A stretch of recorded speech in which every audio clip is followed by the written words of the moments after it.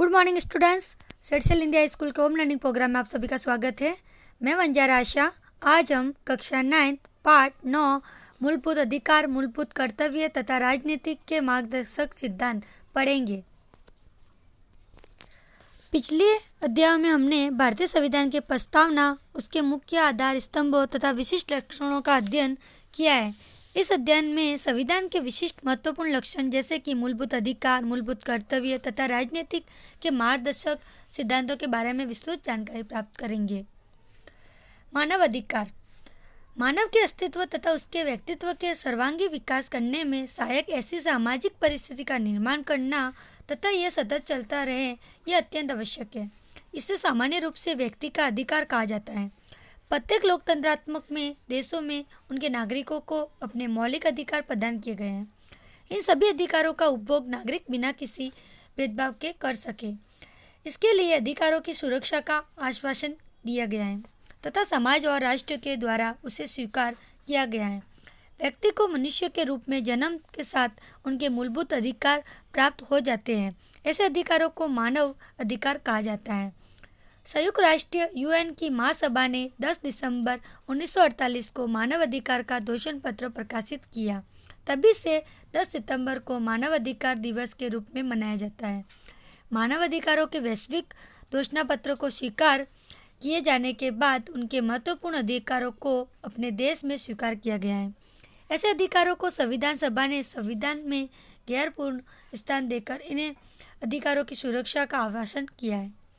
इस प्रकार जिन मानव अधिकारों को कानूनी सुरक्षा प्रदान कर उनका संविधान में समावेश किया गया है, उन अधिकारों को मूलभूत अधिकार कहा जाता है।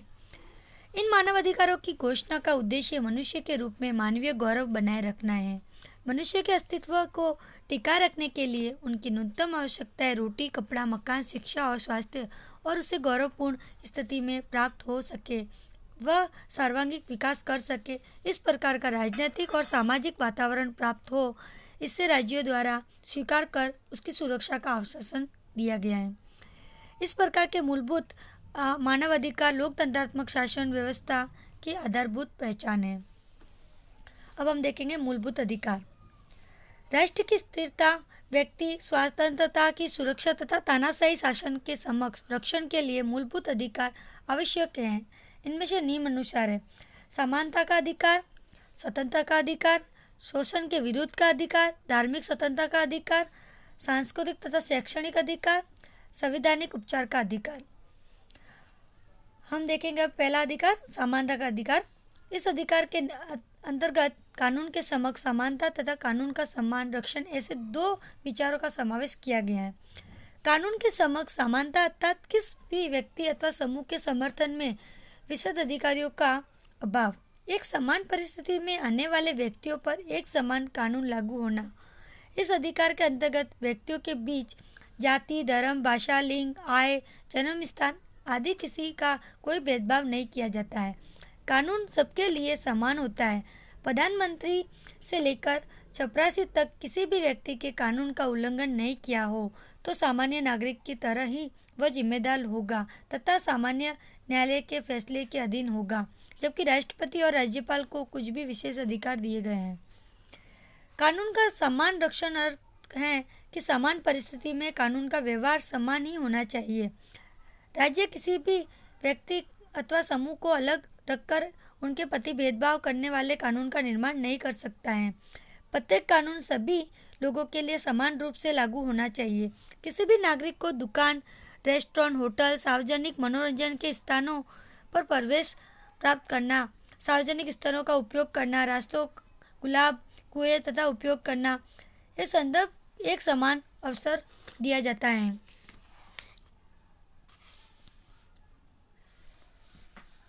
लिंग के आधार पर स्त्रियों तथा बालकों के लिए की गई विशेष कानून की व्यवस्थाओं को भेदभाव नहीं माना जाता।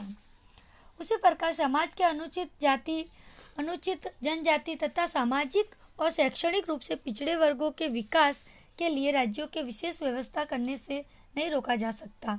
सरकारी नौकरी तथा उच्च शैक्षणिक संस्थाओं में प्रवेश के लिए आरक्षित सीटें, बैठकों की व्यवस्था को समानता अधिकार के उल्लंघन नहीं माना जाएगा। राज्य सरकार के अधीन सरकारी नौकरियों में नियुक्त किए गए सभी नागरिक को समान अवसर प्राप्त हो, ऐसा प्रावधान किया गया है। जबकि नौकरियों के संबंध में योग्यता निश्चित करने की छूट राज्यों को प्रदान दी गई है।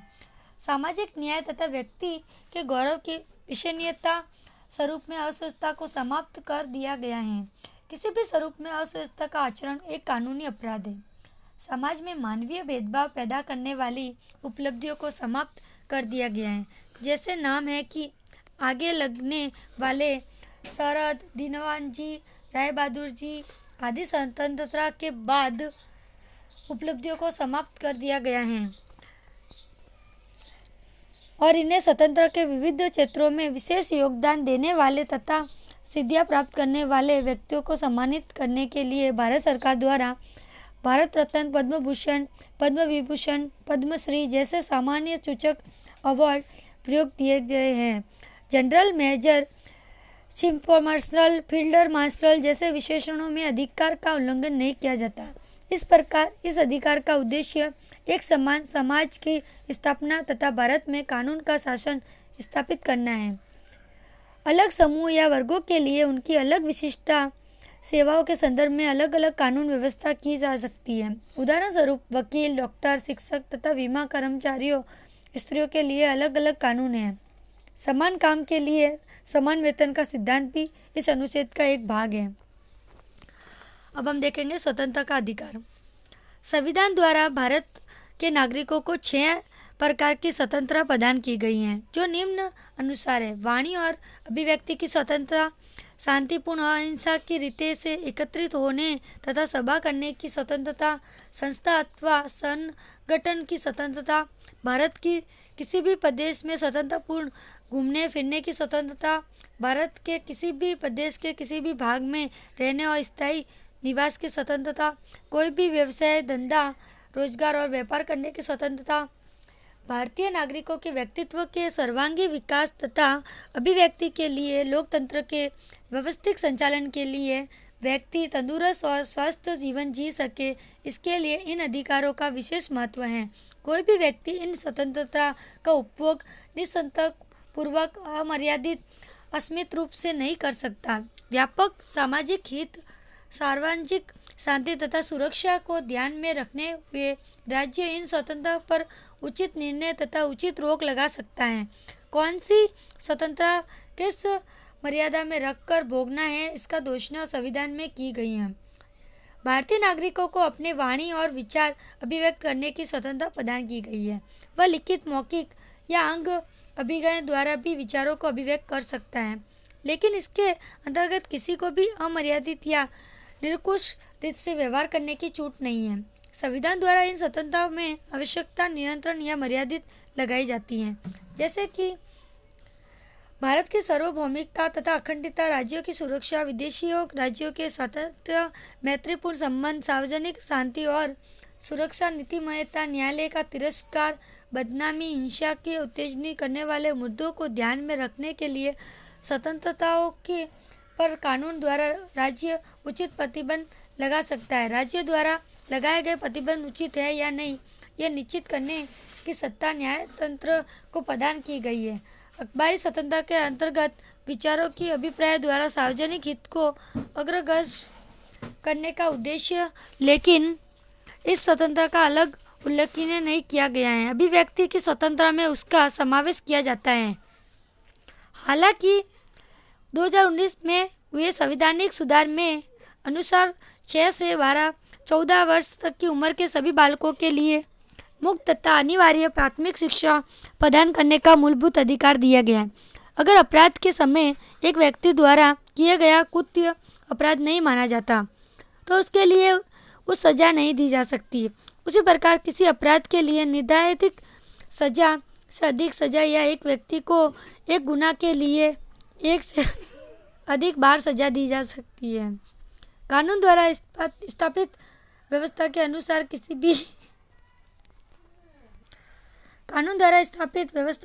किसी भी व्यक्ति को उनके जीवन तथा व्यक्तिगत स्वातंत्र्य से वंचित नहीं किया जा सकता है। गिरफ्तार किए गए व्यक्ति को उनकी गिरफ्तारी का कारण बताए बिना उसे हिरासत में नहीं लिया जा सकता है। ऐसे व्यक्ति को अपने बचाव के लिए वकील की सलाह लेना, बचाव के लिए अपना पक्ष प्रस्तुत करने का अधिकार है।